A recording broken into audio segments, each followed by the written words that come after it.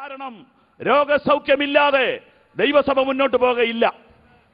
ഞാൻ ഈ കഴിഞ്ഞ ദിവസം നമ്മുടെ കൂട്ടായ്മയിലെ ഒരു ബഹുമാന്യ മാതാവിൻ്റെ ചരമക്കുറിപ്പ് വായിച്ചു. അത് വായിച്ചപ്പോൾ ഞെട്ടിപ്പോയി. എനിക്ക് അടുത്ത് പരിചയമില്ലായിരുന്നു. വായിച്ചപ്പോൾ ഇങ്ങനെ എഴുതിയിരിക്കുന്നു: 8 പ്രാവശ്യം മൂർഖം പാമ്പ് കടിച്ചിട്ട് മരുന്നെടുത്തില്ല ആ മാതാവ്. 18 ഭ്രാന്തന്മാരെ പ്രാർത്ഥിച്ച് ചങ്ങലയിൽ നിന്ന് അഴിച്ചുവിട്ടെന്ന്. ഇതാ പെന്തക്കോസ്ത്, ഇതാ പെന്തക്കോസ്ത്. ഇതിൽ കുറഞ്ഞതിനെ പെന്തക്കോസ് ആണെന്ന് ധരിക്കരുത്. അതൊരു സംഘടന മാത്രമാണെന്ന് അങ്ങ് തൃപ്തിപ്പെടാൻ നാം തയ്യാറായേ പറ്റൂ. Price the Lord. 8 പ്രാവശ്യം പാമ്പ് കടിച്ചെങ്കിൽ പാമ്പ് തോറ്റിട്ടിട്ടിട്ട് പോയെന്നാണ് എനിക്ക് തോന്നുന്നത്.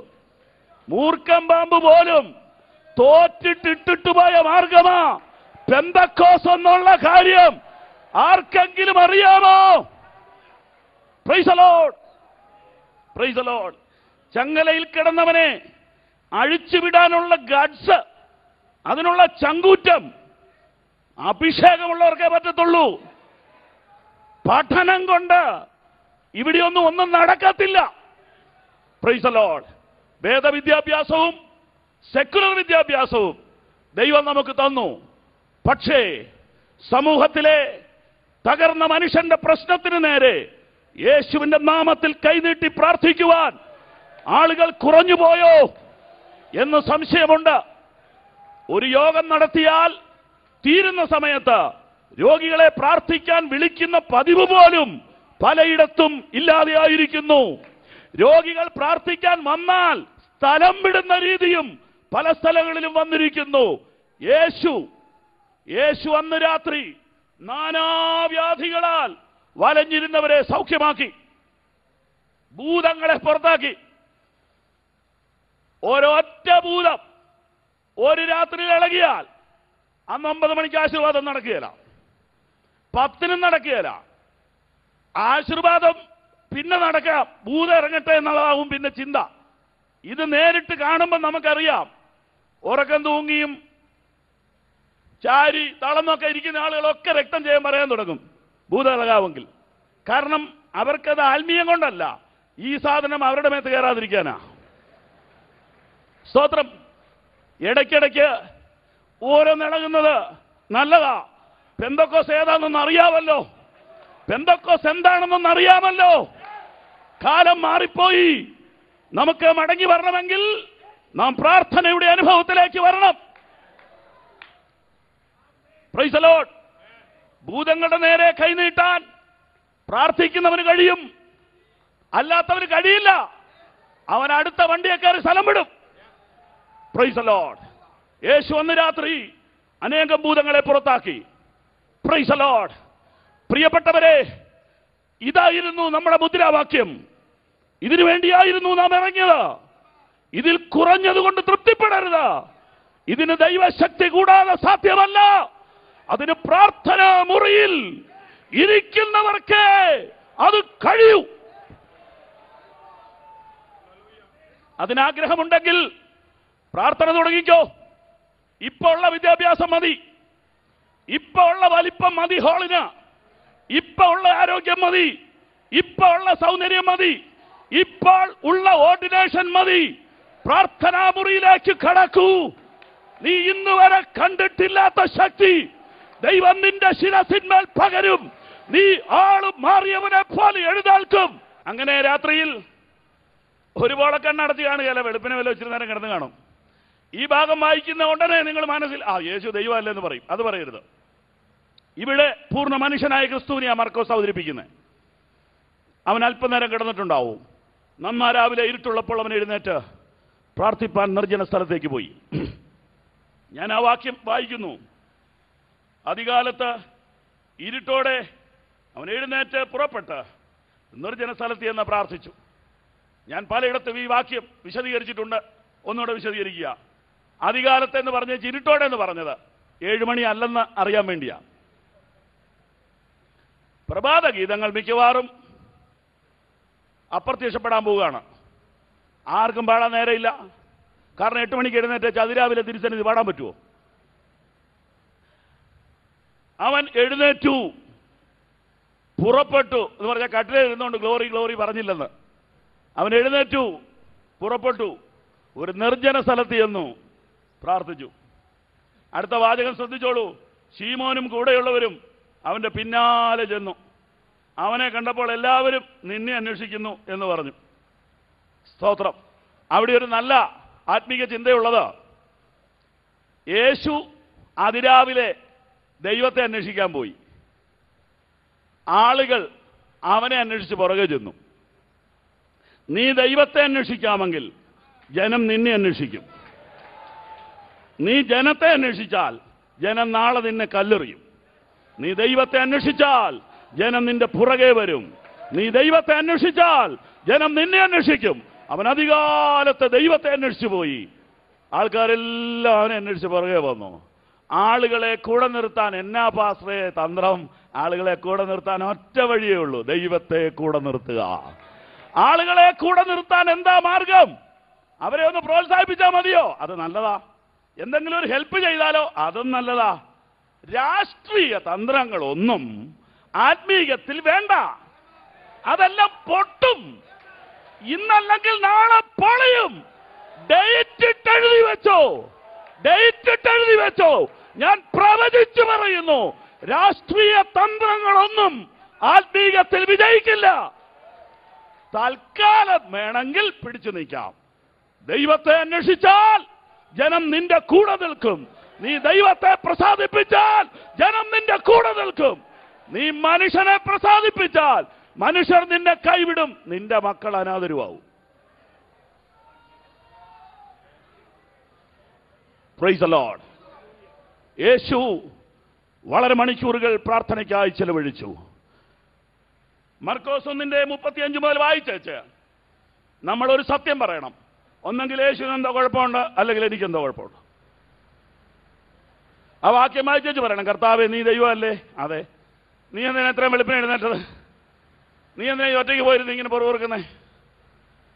ഒന്നെങ്കിൽ നിനക്കെന്തോ കുഴപ്പം പറ്റി, അല്ലെങ്കിൽ എനിക്കെന്തോ കുഴപ്പം പറ്റി. ദൈവപുത്രനായ യേശുവിന് ഇത്രയും പ്രാർത്ഥന ആവശ്യമായിരുന്നുവെങ്കിൽ, ഇത്രയും സമയം പ്രാർത്ഥനയ്ക്കായി ചെലവഴിക്കുമായിരുന്നുവെങ്കിൽ, ഇത്രയും ഏകാഗ്രതയോടെ ഏകാന്തതയോടെ പ്രാർത്ഥിക്കുമായിരുന്നെങ്കിൽ, പാവപ്പെട്ട വിശ്വാസി, പാവപ്പെട്ട ദൈവവേലക്കാരാ, ഇതില്ലാതെ നീ എങ്ങനെ ശുശ്രൂഷിക്കും? ഇതില്ലാതെ നീ എങ്ങനെ ജയകരമായ ക്രിസ്തീയ ജീവിതം നയിക്കും? സ്മിത്ത് വിഗിൾസ്വർത്തിനോട് ഒരാൾ ചോദിച്ചു, ഒരു ദിവസം എത്ര മണിക്കൂർ പ്രാർത്ഥിക്കും? പുള്ളിക്കാരൻ പറഞ്ഞു, ചോദ്യം ഒന്ന് മാറ്റി ചോദിക്കുക, എളുപ്പം. പ്രാർത്ഥിക്കാത്ത എത്ര സമയം ഉണ്ടെന്ന് ചോദിക്കുക, അതാ എളുപ്പം. പ്രാർത്ഥിക്കാത്ത എത്ര സമയം ഉണ്ടെന്ന് ചോദിക്കുക, അതാ എളുപ്പം. Price the Lord. അതെ, പ്രാർത്ഥന ശ്വാസോച്ഛ്വാസം പോലെ ആയിപ്പോയി. ഏതു നേരത്തും പ്രാർത്ഥിക്കുന്ന സ്വഭാവത്തിലേക്ക് ഭക്തന്മാർ മാറ്റപ്പെട്ടു. അതെ, യേശു ദൈവമായിരുന്നിട്ടും അവൻ പ്രാർത്ഥനയ്ക്ക് സമയം ചെലവഴിച്ചു. എന്തുകൊണ്ട്? പ്രവർത്തനത്തിൽ ഏർപ്പെടുമ്പോൾ, ശത്രുവിനോട് ഏറ്റുമുട്ടുമ്പോൾ, മനുഷ്യരുമായി സംസാരിക്കുമ്പോൾ നാം ലോകത്തിലേക്കും സാഹചര്യങ്ങളിലേക്കും ഇറങ്ങിപ്പോകുന്നു. വീണ്ടും ദൈവസന്നിധിയിൽ വന്ന് നാം ചാർജ് ആകുന്നില്ല എങ്കിൽ നാം ശേഷം മനുഷ്യരെ പോലെ ആയിപ്പോകും എന്ന കാര്യം മറക്കരുത്. എമർജൻസി ലാമ്പെന്നും പറഞ്ഞൊരു സാധനം ഇറങ്ങി. അത് പല വീടുകളിലും 3-4 എണ്ണം ഉണ്ട്. അതൊക്കെ ഈ കോണിപ്പടിയുടെ താഴെയോട്ട് മാറ്റിയിട്ടിരിക്കുകയാണ്. കാരണം അതെല്ലാം ചാർജ് പോയി. കണ്ടാ ഭംഗിയാ, പക്ഷെ ചാർജില്ല. എന്താ ഇതിന് പറ്റിയെന്ന് അതിനോട് ചോദിച്ചാൽ അതിനൊരു കഥ പറയാനുണ്ട്. ഇവർ കത്തിക്കുകയേ ഉള്ളൂ, ചാർജ് ചെയ്യത്തില്ല. ഇവരിടയ്ക്കിടയ്ക്ക് കത്തിക്കും, ചാർജ് ചെയ്യുകയില്ല. അത് കഴിഞ്ഞ് പിന്നെ മാനസാന്തരം വന്ന് ചാർജ് ചെയ്യാമെന്ന് ഓർത്ത് വന്നപ്പോൾ എനിക്ക് ചാർജ് കയറാൻ മേലാത്തൊരവസ്ഥയിലെത്തിയ. എന്നാ കണ്ടാലോ നല്ല ലൈറ്റ്, ഇങ്ങനെ എത്രയോ ലൈറ്റുണ്ട്. ഇനിയിപ്പോൾ ചാർജ് കയറാനും സാധ്യത കുറവാണ്. Price the Lord. അതുകൊണ്ട് ഇതൊരു വാണിംഗ് ആയിട്ട് കരുതിക്കോ. ഈ കൺവെൻഷനിലെ ബുധനാഴ്ച രാത്രിയിലെ മെസ്സേജ് ഒരു മുന്നറിയിപ്പായിട്ട് കൂട്ടിക്കോ. ചാർജ് കയറുന്ന സാഹചര്യമാണെങ്കിൽ വേഗം പ്ലഗ് ചെയ്തോ, വേഗം കണക്ഷൻ കൊടുത്തോ, വേഗം മുട്ടുകുത്തിക്കോ, വേഗം പായിട്ടോ, വേഗം പ്രാർത്ഥനയ്ക്ക് മുട്ടുകുത്തിക്കോ. പ്രാർത്ഥിക്കുന്നവൻ മണ്ടനല്ല. പ്രാർത്ഥനയിൽ സമയം ചെലവഴിക്കുന്നവൻ പൊട്ടനല്ല. ദൈവസന്നിധിയിൽ കരയുന്നവൻ വിഡ്ഢിയല്ല. പ്രാർത്ഥനാ മുറിയിൽ വീണ് കിടന്ന് ഉരുളുന്നവൻ മണ്ടനല്ല. ദൈവസന്നിധിയിൽ മുട്ടുകുത്തുന്നവന്റെ മുൻപിൽ ലോകം മുട്ടുകുത്തും. ദൈവസന്നിധിയിൽ വീണ് കിടക്കുന്നവന്റെ മുൻപിൽ പ്രശ്നങ്ങൾ വീഴും. ദൈവസന്നിധിയിൽ മുട്ടുകുത്തുന്നവനെ മുട്ടുകുത്തിക്കാൻ ഒരു രാജ്യം മുഴുവൻ ശ്രമിച്ചു. ദൈവസന്നിധിയിൽ മുട്ടുകുത്തുന്നവനെ മുട്ടുകുത്തിക്കാൻ ഒരു രാഷ്ട്രം മുഴുവൻ ശ്രമിച്ചു, നടന്നില്ല. മൊർദെഖായി എന്ന മനുഷ്യനെ മുട്ടുകുത്തിക്കാൻ ഒരു രാഷ്ട്രം ഒരുമിച്ച് ശ്രമിച്ചു. എന്താ അവന്റെ പേരിലുള്ള കുറ്റം? അവൻ ദൈവസന്നിധിയിൽ മുട്ടുകുത്തു.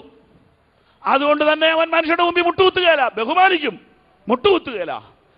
പല്ല് കടിച്ചോണ്ട് ഹാമാൻ പറയും, നിന്നെ ഒരു ദിവസം ഞാൻ മുട്ടുകുത്തിക്കുമടാ. പല്ല് കടിച്ചോണ്ട് അവൻ പല പ്രാവശ്യം പറഞ്ഞു, നിന്നെ ഒരു ദിവസം ഞാൻ മുട്ടുകുത്തിക്കുമടാ. മൊർദെഖായി ഒന്നും മിണ്ടിയില്ല. പിറ്റേ ദിവസവും രാവിലെ അവൻ ദൈവസന്നിധിയിൽ മുട്ടുകുത്തും. പിറ്റേ ദിവസവും രാവിലെ അവൻ ദൈവസന്നിധിയിൽ മുട്ടുകുത്തും. നിങ്ങൾക്ക് വേദപുസ്തകം അറിയാം, അവനെ മുട്ടുകുത്തിക്കാൻ ശ്രമിച്ചവന്റെ തലമുറ പോലും അതിന്റെ ശിക്ഷ ഏറ്റുവാങ്ങി. ഇന്ന് രാത്രി ദൈവത്തിന്റെ ദൂത് കേട്ടുകൊള്ളുക. ദൈവസന്നിധിയിൽ മുട്ടുകുത്തുന്നവനെ, നീയാണ് ബലവാൻ, നീയാണ് ശക്തൻ.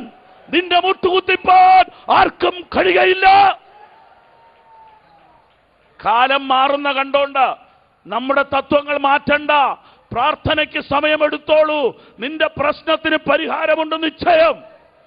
പ്ലേറ്റ് മാറ്റരുത്, ട്രാക്ക് മാറരുത്, മാറി ചിന്തിക്കരുത്. പ്രാർത്ഥനയ്ക്ക് സമയമെടുക്കൂ. പ്രശ്നത്തിന് പരിഹാരമുണ്ട്. ജഡത്തിന്റെ ആയുധം എടുക്കരുത്, ബുദ്ധിയുടെ ആയുധം എടുക്കരുത്, ആത്മാവിന്റെ ആയുധം എടുക്കൂ. പ്രാർത്ഥനയിൽ തന്നെ പോരാടുക. യേശുവിന്റെ പ്രാർത്ഥന അതിമനോഹരമാണ്. അവിടെ യേശു പ്രാർത്ഥിച്ചുകൊണ്ടിരുന്നപ്പോൾ കണ്ടുകൊണ്ടിരുന്നവർ ചെന്നിട്ട് പറഞ്ഞു, ഞങ്ങളെ ഒന്ന് പഠിപ്പിക്കണമെന്ന്. യേശു പറഞ്ഞു, പഠിപ്പിക്കാം. സിസ്റ്റമാറ്റിക് ആയിട്ടൊരു പ്രയർ എഴുതി കൊടുത്തു. ഞങ്ങളുടെ പിതാവേ, നിന്റെ നാമം, നിന്റെ രാജ്യം, നിന്റെ ഇഷ്ടം. 4 കാര്യം. ഞങ്ങളുടെ പിതാവേ, നിന്റെ നാമം, നിന്റെ രാജ്യം, നിന്റെ ഇഷ്ടം. ഇതാണ് ആദ്യത്തെ 4 കാര്യം. അത് കഴിഞ്ഞ് കർത്താവ് പറയാണ്, തരണമേ, ക്ഷമിക്കണമേ, കടത്തരുതേ, വിടുവിക്കണമേ. 4 8 കാര്യമുള്ള പ്രാർത്ഥനയ്ക്കകത്ത്. അതിൽ 6 ആവശ്യങ്ങളേ ഉള്ളൂ. 6 ആവശ്യങ്ങൾ. നിന്റെ നാമം വിശുദ്ധീകരിക്കപ്പെടണമേ, നിന്റെ രാജ്യം വരണമേ, നിന്റെ ഇഷ്ടം സ്വർഗത്തിലെ പോലെ ഭൂമിയിലുമാകണമേ. പ്രാർത്ഥനയുടെ ആദ്യത്തെ സമയം സ്വർഗീയ കാര്യമാണ്, ദൈവിക കാര്യമാണ്. ദൈവനാമം, ദൈവഹിതം, ദൈവരാജ്യം, ഇതെല്ലാം ഇപ്പോഴും നമ്മുടെ പ്രാർത്ഥനയിൽ ആയിരിക്കട്ടെ. ദൈവനാമം, ദൈവരാജ്യം, ദൈവ ഇഷ്ടം. ദൈവനാമം, ദൈവരാജ്യം, ദൈവ ഇഷ്ടം, ഇതായിരിക്കട്ടെ പ്രാർത്ഥനയുടെ പ്രഥമ ഭാഗം. അത് കഴിഞ്ഞിട്ട് തരണമേ, ആവശ്യമുള്ള ആഹാരം തരണമേ, ഞങ്ങളോട് ക്ഷമിക്കണമേ, ഞങ്ങളെ ദുഷ്ടന്റെ കയ്യിൽ നിന്ന് വിടുവിക്കണമേ. ഈ 6 ആവശ്യങ്ങളിൽ നമ്മുടെ ഭൗതിക ആവശ്യം ഒരെണ്ണേ ഉള്ളൂ, ആവശ്യമുള്ള ആഹാരം. ആ ഒറ്റ കാര്യത്തിനകത്ത് 6 ൽ 1 പ്രാർത്ഥനയെ 6 ആയിട്ട് മുറിച്ചാൽ 6 ൽ 1 ഉള്ളൂ ഭൗതികം.